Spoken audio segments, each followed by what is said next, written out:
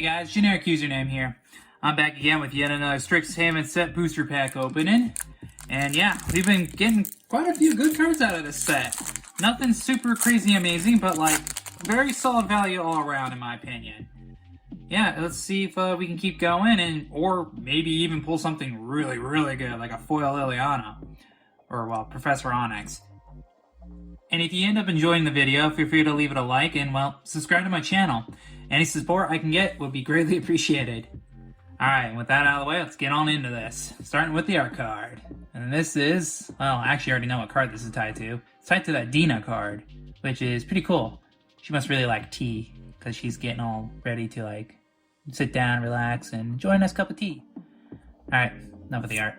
And here we are with the mountain of, I'm guessing, of the Lorehold excavation site, which is pretty cool looking. Oh, you know what? That's probably actually the Prismari, like, campus or something like that. Either way, cool art. I love how they use the lands to actually set the setting. Which, I mean, they should, but at any rate, our first card here is Start from Scratch. It costs 2 and a red, it's a sorcery lesson, and it says choose one. Start from Scratch deals 1 damage to any target, or destroy target artifact. So yeah, it's a good piece of interaction that you can pull from the sideboard. I really do like the lesson mechanic. It's very nice. Alright, so our next card here is Study Break for 1 and a white. It's an instant that says tap up to 2 target creatures and learn. So yep, there you go, learn. And you can use learn to complete your start from scratch and be able to control your opponent. Very nice. Very cool. Alright, so next card here is Practical Research for 3, a blue, and a red. It's an instant that says draw 4 cards, then discard 2 cards unless you discard an instant or sorcery card. Yeah, so draw power is always good in spell slinging archetypes, and this is really good because it's draw 4 or only pitch 1 if you pitch one of your spells. And here we have Explosive Welcome for 7 and a red. It's an instant that says Explosive Welcome deals 5 damage to any target and 3 damage to any other target. Add triple red. Yep, so for 8 mana, you do 8 damage in total, get back 3 of it, so you're really only spending overall like 5. I like it. I can dig it. And here we have Mentor's Guidance for 2 and a blue. It's a sorcery that says when you cast a spell, copy it for if you control a Planeswalker, Cleric, Druid, Shaman, Warlock, or Wizard. And it says scry 1, then draw a card. So yeah, for 3 mana, you get to scry 1, then draw, which is a little high cost for that, but I mean, if you're have one of these guys, then yeah, it actually becomes worth it, because then you can scry 2 and draw 2 cards. Not bad. Alright, so now we have Test of Talents for 1 and a blue. It's an instant that says counter target instant or sorcery spell. Search its controller's graveyard, hand, and library for any number of cards with the same name as that spell and exile them. That player shuffles, then draws a card for each card exiled from their hand this way. Yeah, this is really good in, you know, the set that's based on instant and sorcery spells. And the fact that you counter it and then take every copy from it, ugh, that's just mean. That's cruel. Yeah, I like it though. Alright, so our next card here is Flunk for 1 and a black. It's an instant that says target creature gets neg X until end of turn, where X is 7 minus the number of cards in that creature's controller's hand. So yeah, if they control no hand, it's neg 7 for 2, which is really good. Alright, and now we have our rare, which is Vanishing Verse for a white and a black. It's an instant that says simply exile target monocolored permanent. Know how they say permanent, so it could be anything. Oh wow. Yeah, this will see play in standard, without a doubt. I don't think it'll see any play beyond that, but because of the monocolored part, makes it a little hard to deal with things. Well, I guess in modern it'd be okay against like Tarmogoyf and like Lily of the Veil and things like Seasoned Pyromancer, Jace, but it won't hit Teferi, so that's bad. Doesn't hit Bloodbraid, doesn't hit anything of Tron. So, yeah, it probably want to see play in standard. But, very good, I like it. Alright, so that's our rare. And I'm guessing our fancy card is next. And, oh, no it's not. Something else. Hey! Hey, this guy. We've seen his art before. This is Exlus Orig Overlord for 1, a white, and a double black. As a legendary creature, human warlock. It has double strike and says Magecraft. Whenever you cast or copy an instant or sorcery spell, return target non-legendary creature card from your graveyard to your hand. And it's a 2/4. And it has a flip side to it, which we'll get to in a second. Alright, so the flip side is Awaken the Blood Avatar for 6, a black, and a red. It's a sorcery, and it says, as an additional cost to cast a spell, you may sacrifice any number of creatures. This spell costs 2 less to cast for each creature sacrificed this way. Each opponent sacrifices a creature.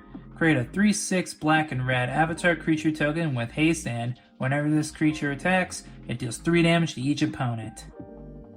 Okay, so I honestly I really like Exlus. That's cool. So for 4 mana, you get a 2/4 double striker that allows you to return cards from your graveyard. That's really good. That'd be a sweet commander on its own. But now you get a spell tied onto it too, which basically forces your opponents to sack creatures, and then you get something that hurts them really hard or hits them really hard. Yeah, I like this. This is a cool spell. I kind of wish they made the Blood Avatar its own creature, but it is what it is. But, just having this guy available as a commander is pretty wicked, to say the least. Okay, so what's our next card? Well, alright, we got Agonizing Remorse. It costs a 1 and a black. It's a sorcery, and it says, target opponent reveals their hand. You choose a non-land card from it, or a card from their graveyard. Interesting.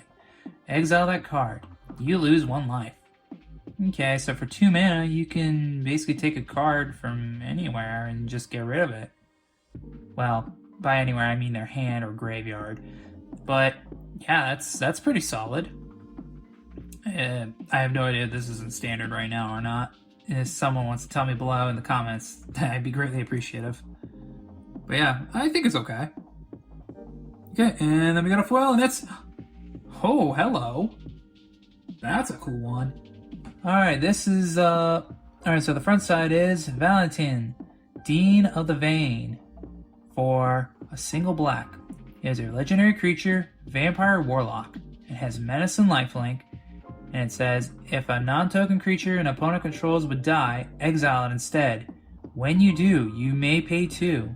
If you do, return or create a 1/1 black and green pest creature token with, when this creature dies, you gain 1 life.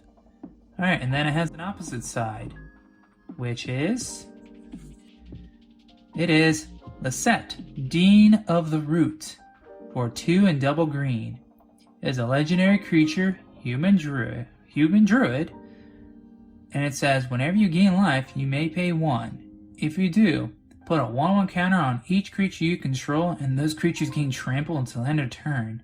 And it's a 4/4. Whew! Yeah, that's a good side. I like that a lot. Yeah. Imagine being able to play this with Tristani. I mean, you can't, because the other side's black, but if you're an Abzan, you could. Yeah, that's disgusting. Yeah, so them together... Yeah, that'd be a cool commander. I might actually consider building that. Yeah. I mean, he has menace and lifelink, so he gets through automatically, so he gives you life.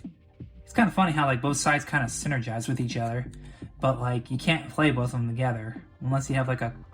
Can you use a clone effect with these and get the other side? I don't really know, actually. But anyways, yeah, that's a cool foil. I'm glad we got that one. And then our last card is... Drumroll, please. Oh, Jesus! It's a land tax! Oh my goodness! Alright. What a pack! Alright, so land tax. We got, for a single white, is an enchantment that says, at the beginning of your upkeep, if an opponent controls more lands than you, you may search your library for up to 3 basic land cards, reveal them, put them in your hand, and then shuffle your library. Oh man, this is a card that's definitely sought after. Wow. Wow, this pack was amazing. I'm so happy. It's like, I already had one really good pack before, but now I got another really good one? Holy cow. Okay, but yeah, land tax. This is great for white. I mean, this is an effect that types of effects that white needs more of, where if your opponent's ahead, you get to go find land, put them in your hand, so you can eventually catch up.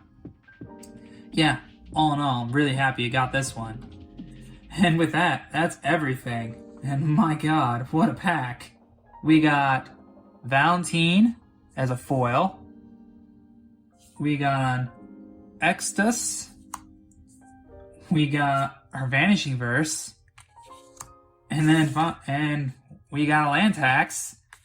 And then finally, we got our fancy card of an Agonizing Remorse.